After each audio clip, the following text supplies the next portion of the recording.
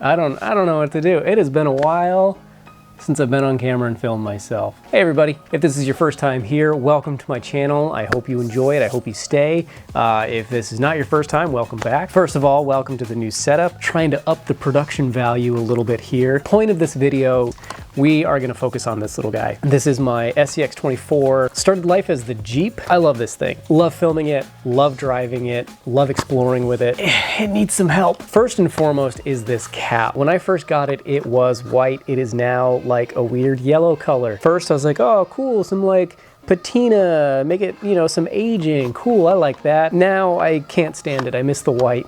So we are gonna be painting this white and we're gonna be kind of updating the look a little bit. Under the body, still needs a lot of help. I do need to repair the bumper. I've had a few people actually ask me how durable this bumper is. I've had this thing now for, well, maybe a year. The update is it's not super durable. It's got a couple of points that are just really, really thin.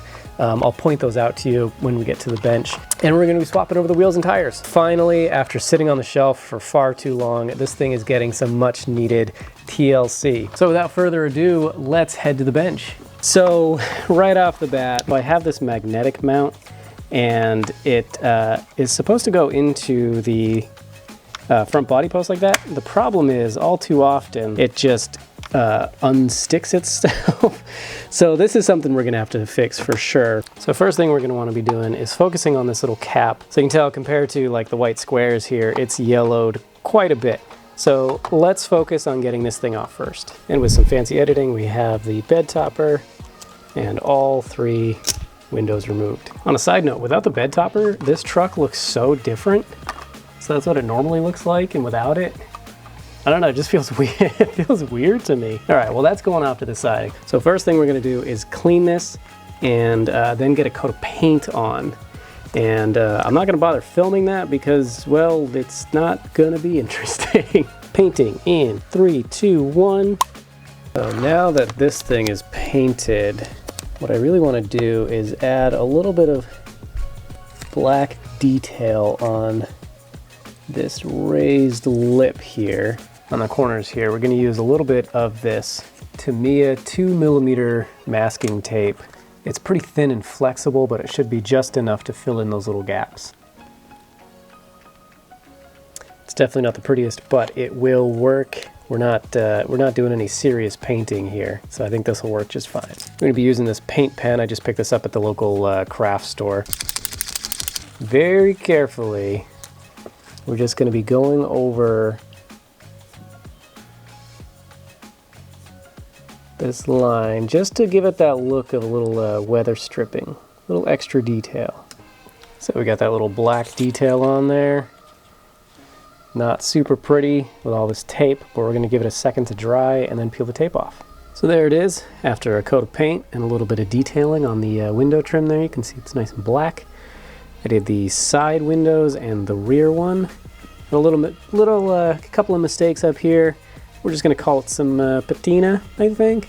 So anyways, now we gotta put the windows back in and get some little decals on there to help liven it up a little bit. So with the cab out of the way, we are now going to focus on adding a little bit of tint to these rear windows. This is the color I'm using for the window tint. This is Tamiya TS71 Smoke. I've had really good results with this. I usually do about 2 thin coats, and I find that it's just enough window tint for me. This goes together fairly easy. There's just 2 little tabs on the bottom of each window. At the top, you just use these little flanged screws, and they just kind of hold everything in place. And it's nice and easy.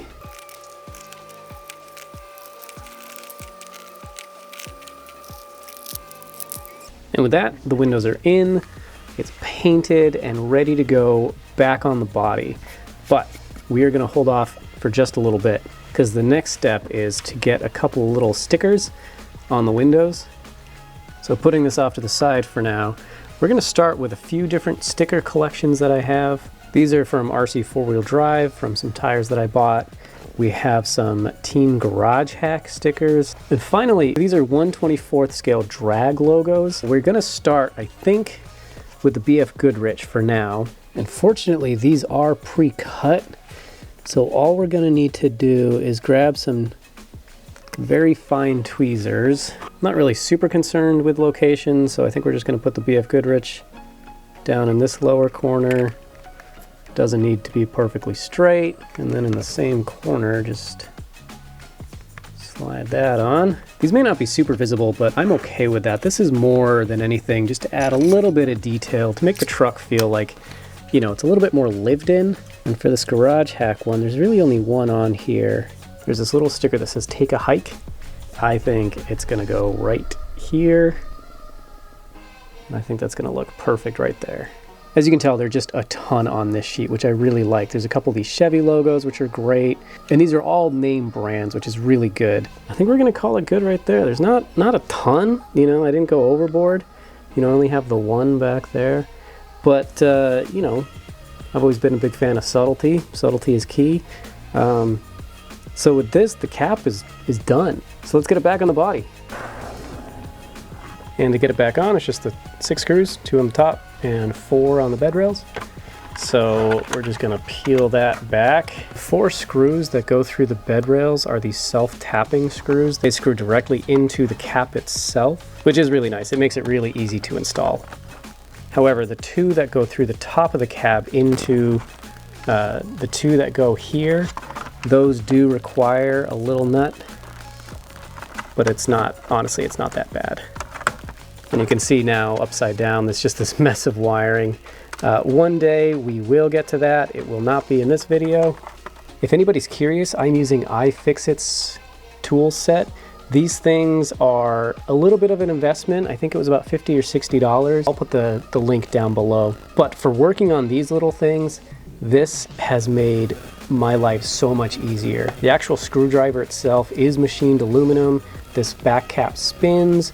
The bits are held in magnetically and just slide in and out easily. And depending on which kit you buy, it comes with all of these different bits. It really is just incredible. It's definitely worth the money. With the screws going into the bottom of the cap, now we have to get these 2 in the top. And like I mentioned, these just slide through and are held in through the back with a little nut. So we'll screw them in just to get them started, but they will not be very solid until we get that nut on the back. We still have to reattach the body, but it gives you a little bit of an idea. But before we do that, we need to fix this. This is the front body mount. It is magnetic. These screws go into the top of the shock towers where the body posts normally go. However, they always fall out. So this is gonna be a real easy fix. I'm just gonna use a little dab of CA glue to hold these in place. And then we're gonna do the same thing on the actual chassis. Sliding that back over. So we are just gonna do the same thing. We're just gonna do a blob of CA glue.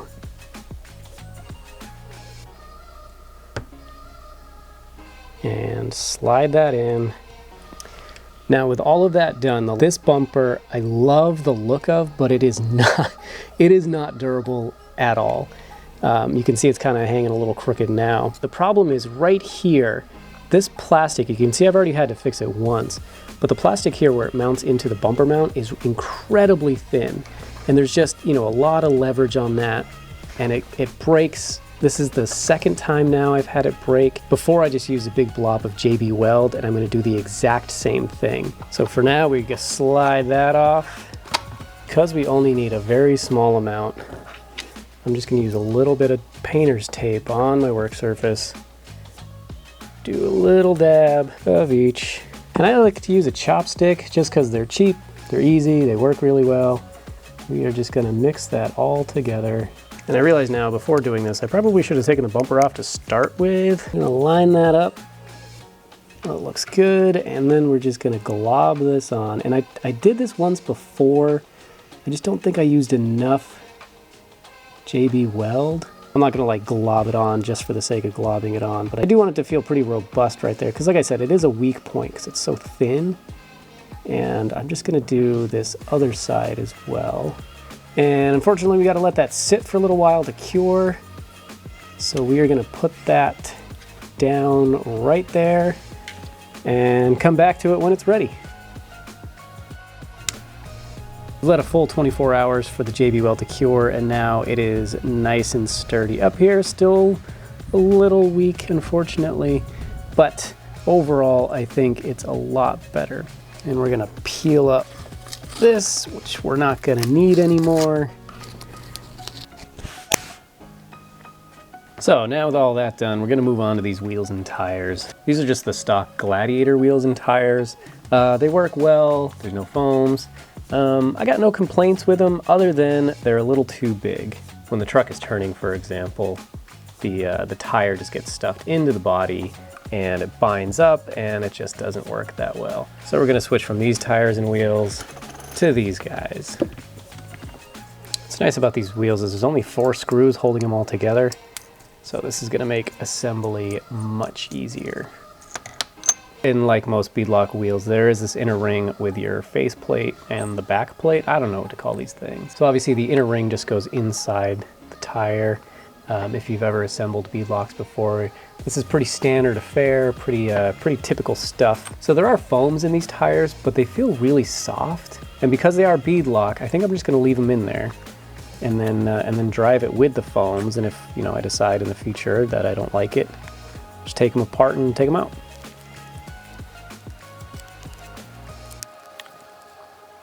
And because we're threading into metal here, we're gonna use a little bit of thread lock.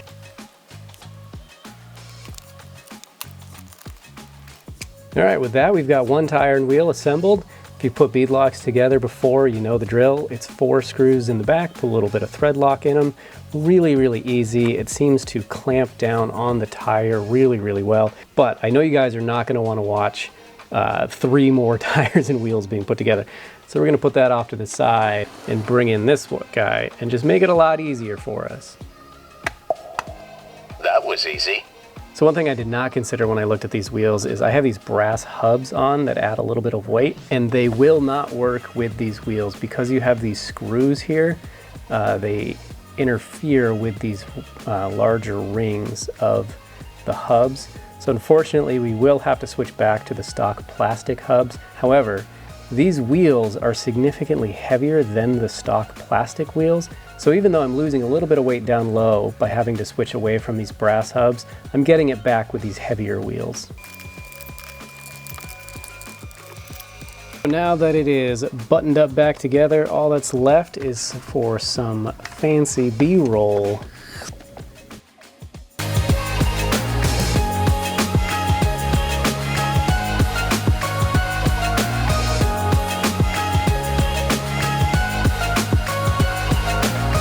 So with that, the truck is done. The video is done. I hope you enjoyed that B-roll. I'm trying something a little bit different now that the fall is here. Let me know how you liked it. This is the truck. This is the final result. It doesn't look that much different. I really just wanted to make some small minor changes that I felt would really elevate the looks of this truck. I'm really looking forward to getting this back out on the trail. For some reason, this is one of my favorites to drive and to film. It really is. Thanks for watching. Let me know how you like the new setup, if you think this is an improvement or not. If you have any suggestions, leave them in the comments below. And with that, I will see you in the next video.